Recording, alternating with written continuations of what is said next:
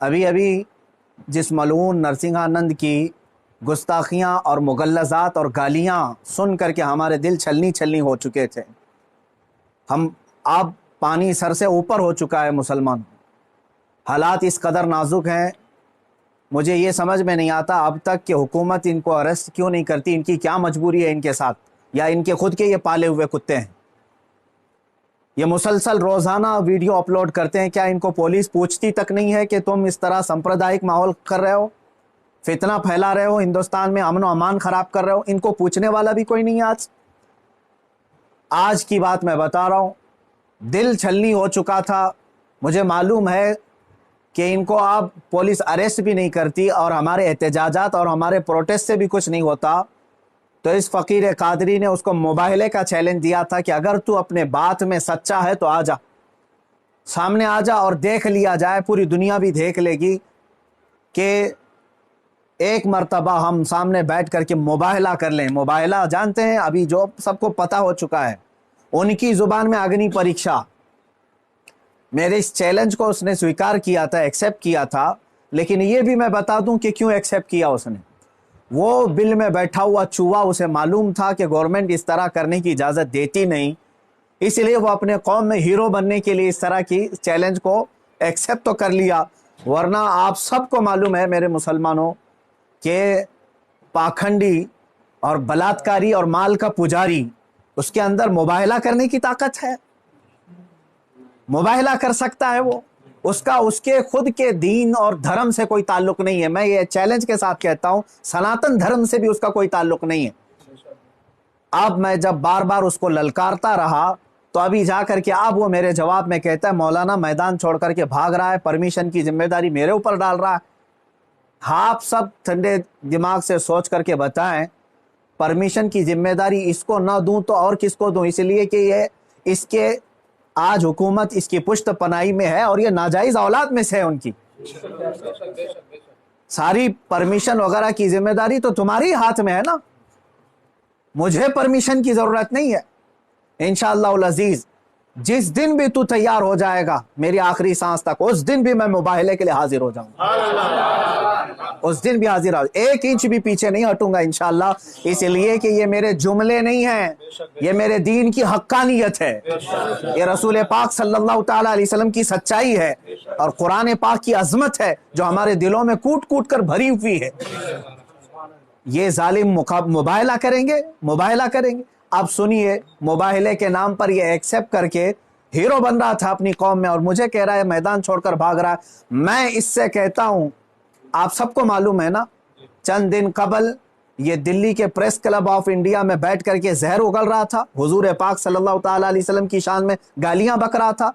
آج اس کو یاد آ گیا یہ لوک تانترک دیش ہے، آج یہ کہہ رہا ہے یہ لوک تانترک دیش ہے، مولانا کیا ایسی پرمیشن یہاں ملتی ہے؟ تو خبیث کے بچے، تجھے یہ پہلے معلوم نہیں تھا کہ اس لوک تانترک دیش میں کسی دھرم کو گالی نہیں دینا چاہیے؟ ملعون ناجائز اولاد، تجھے یہ نہیں معلوم کہ لوک تانترک دیش میں کسی دھرم کو گالی نہیں دی جاتی؟ جب تو دیش کے سارے سمویدھان کا النگھن کر کے زہر اگل سکتا ہے، پریس کلب آف انڈیا میں تجھے پرمیشن دی جا سکتی ہے، تو اس مباہلے کی پرمیشن کیوں نہیں ملتی؟ ٹھیک ہے، تجھے میدان میں نہیں ملتی، پریس کلب آف انڈیا تیرے باپ کا ہے نا، جہاں بیٹھ کر کے تو نے گالیاں بکی تھی۔ میں آج پھر سے کہتا ہوں، اے مسلمانوں، ذرا برابر بھی اپنے دل میں ہلکا پن محسوس نہیں کرنا۔ میں نے یہ اپنے گھر کی بات نہیں کہی تھی، 1400 سال سے اس دھرتی پر جمے ہوئے اسلام کی بات کہی ہے، اور اس سے بڑے اور اس سے سڑے بھی آئیں، اسلام کا کچھ نہیں بگاڑ سکتے۔ میرے آقا صلی اللہ تعالیٰ علیہ وسلم کی ذات پر اگر تھوکتا ہے تو یہ سورج پر تھوکنے کے مانند ہے، اس کا منہ ابھی چند دن بعد دیکھنا اتنا کالا ہو جائے گا کہ اس کے خود چیلے اس سے نفرت کریں گے۔ ہاں، میرا عقیدہ میرے رسول پاک کے لیے یہ ہے، یا رسول اللہ تو گھٹائے سے کسی کے نہ گھٹا ہے نہ گھٹے گا، جب بڑھائے تجھے اللہ تعالیٰ تیرا، مٹ گئے مٹتے ہیں مٹ جائیں گے عادہ تیرے، نہ مٹا ہے نہ مٹے گا کبھی چرچا تیرا۔ میرے آقا صلی اللہ تعالیٰ علیہ وسلم کا چرچا کبھی نہیں مٹے گا۔ ہاں، اب سنو میرے عزیزو، اس خبیث ملعون نے چیلنج کو ایکسیپٹ کر کے اپنی قوم میں ہیرو بننے کی کوشش کی تھی، میں پھر سے کہتا ہوں زندگی گزر جائے گی، اس کا پیشاب نکل جائے گا، مباہلے کے لیے نہیں آ سکتا۔ مباہلہ بہت دور کی بات ہے، مباہلہ بہت دور کی بات ہے۔ میں گورنمنٹ سے بھی کہتا ہوں، پرشاسن سے بھی کہتا ہوں، یہ بار بار بھونک رہا ہے اور کہہ رہا ہے کہ مجھے اسلام کی سچائی بتانا ہے، مجھے قرآن کی سچائی بتانا ہے۔ اس کو ایک بار بتانے کا موقع دے دیا جائے، اس کو ایک بار موقع دے دو ہمارے سامنے کہ یہ اسلام کی سچائی بتا دے۔ از اس خبیث کے چیلوں سے بھی میں کہتا ہوں تم اپنے گرو کو منا کر کے لے آ جاؤ ہمارے سامنے۔ یہ بار بار کہہ رہا ہے نا کہ مجھے قرآن کی سچائی بتانا ہے، قرآن کی۔ میں کہتا ہوں مباہلہ بہت دور کی بات ہے، وہ صرف ہمارے سامنے بیٹھنے کی ہمت کر لے۔ جس دن وہ سامنے بیٹھے اور اسلام کی سچائی بتانے کی بات کرتا ہے، قسم رب ذوالجلال کی، قسم رب ذوالجلال کی، جتنی باتیں اس نے میرے نبی کی شان میں کہی ہیں، ایک بات وہ ثابت کر دے، اسی دن میں اپنی گردن دے کر کے آ جاؤں گا انشاءاللہ، میں وہیں پر اپنی گردن دے کر کے آ جاؤں گا۔ یہ سارے اس کے چیلوں سے بھی کہتا ہوں تم جملے بازی کر رہے ہو، اور اس چیلنج کے بعد اب سوشل میڈیا میں برسات کے مینڈک کی طرح بہت سارے آ گئے، مولانا کا چیلنج ہم کو بھی ایکسیپٹ ہے، ہم کو بھی ایکسیپٹ ہے۔ تم کیا سمجھ رہے ہو گڈی گڈے کا کھیل کھیلنے جا رہے ہیں ہم؟ یہ کوئی کھیل کھیلنے جا رہے ہیں؟ تاریخ پڑھ لینا، پتہ چلے گا تمہیں مباہلہ کہتے کسے ہیں۔ عزیزان گرامی وقار، آج دل جل رہا ہے اس لیے میں عرض کر رہا ہوں، یہ مقابلے میں نہیں آئیں گے۔ پھر بھی میں کہتا ہوں یہ 17 رمضان المبارک 30 اپریل آنے تک یہ جتنے چیلے بھوک رہے ہیں، اس میں ایک رامپال کا ایک سس ہے، کوئی شاگرد آیا ہے، وہ کہتا ہے محمد آخری نبی بھی نہیں ہے صلی اللہ علیہ وسلم، معاذ اللہ۔ اے مسلمانوں، اس نے ختم نبوت پر بھی ڈاکہ ڈالا۔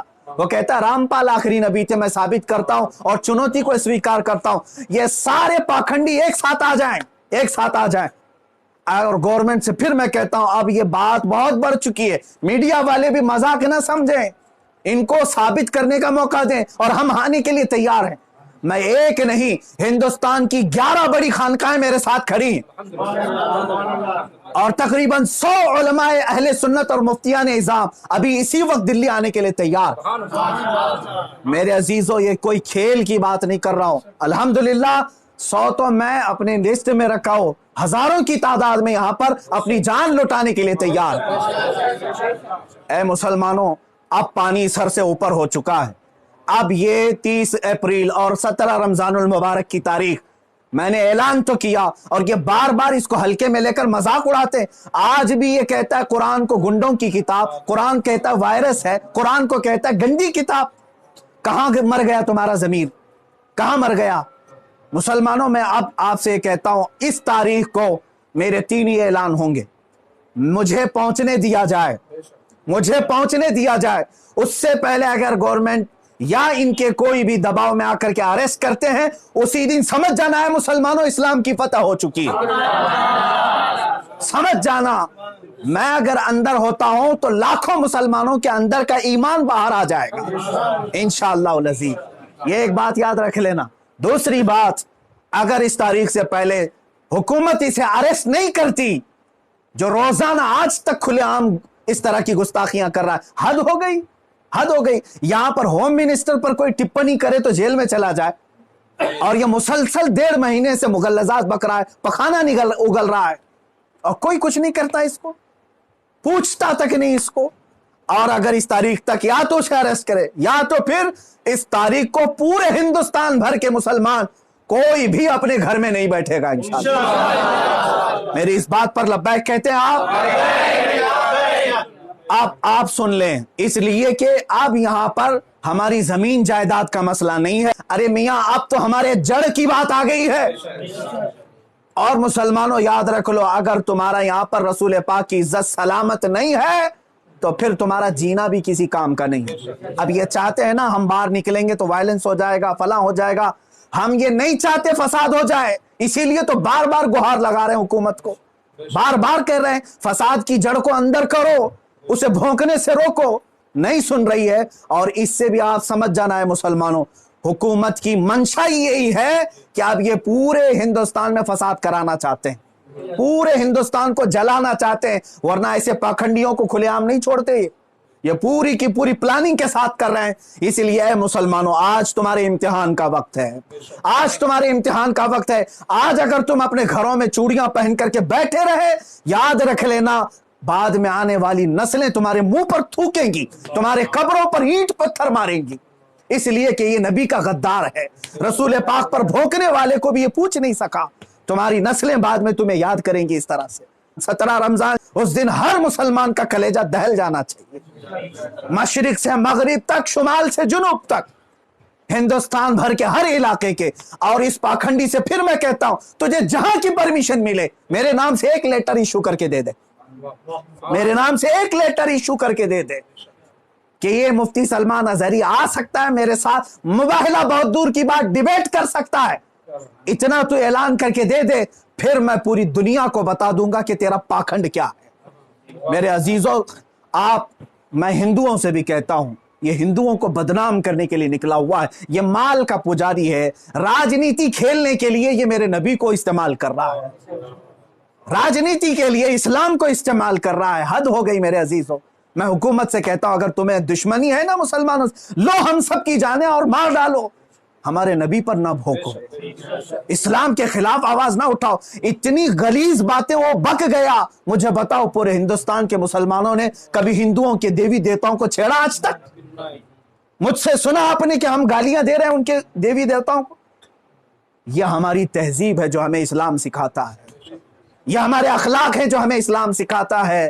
اس کا زہر دیکھ کر کے پتا چلتا ہے کہ اس کا کوئی دین اور دھرم نہیں ہے، دھرم میں رہنے والا ایسی زہر نہیں اگلتا۔ بہرحال یہ میری گزارش ہے مسلمانوں سے، یا تو پھر یہ مباہلے کے لیے تیار ہو جائے، جو اس کے لیے جہاں جگہ ہو میرے نام سے لیٹر ایشو کرے، اور حکومت، پرشاسن، میڈیا اس کو ہلکے میں نہ لے، اس کو اجازت دے دے۔ یہ دکھانا چاہتا ہے، یہ ثابت کرنا چاہتا ہے اسلام کو جھوٹا، قرآن کو جھوٹا ثابت کرنا، اس کو ثابت کرنے دے دیا جائے۔ اگر وہ ثابت کیا، اور اگر نہیں ثابت کر سکا، تو پھر یاد رکھ لینا، صبح قیامت تک تمہیں پہچانا جائے گا، صبح قیامت تک تمہیں پہچانا جائے گا۔ عزیزان گرامی وقار، یہ مباہلے کی بات چلتی رہے گی، اور میری یہ چنوتی برقرار رہے گی۔ وہ کہتا ہے میدان چھوڑ کر کے بھاگ رہا ہے، تو کیا سمجھتا ہے کہ تیرے جیسے پاکھنڈی ہیں یہاں پر؟ الحمدللہ ہم حسینی ہیں، اگرچہ آل میں نہ ہوں، لیکن حسینی کردار ہم نے بچپن سے سنا ہے۔ ارے ہماری ماں نے ہمیں گود میں حسین اعظم کے کربلا کی داستانیں سنائی۔ ہم مات نہیں کھا سکتے، سر کٹا سکتے ہیں لیکن سر جھکا نہیں سکتے انشاءاللہ العزیز۔ اے مسلمانوں، اپنے جذبوں کو بیدار رکھو۔ کوئی یہ کہتا ہے اگر کہ یہ جذبات کو بھڑکا رہے ہیں، اس سے صرف یہ کہہ دینا جذبات کا نام ہی زندگی ہے۔ اب اگر نبی کے نام پر جذبات نہیں بیدار ہوئے تو اس سے بہتر ہے کہ تم مر جاؤ، سو جاؤ۔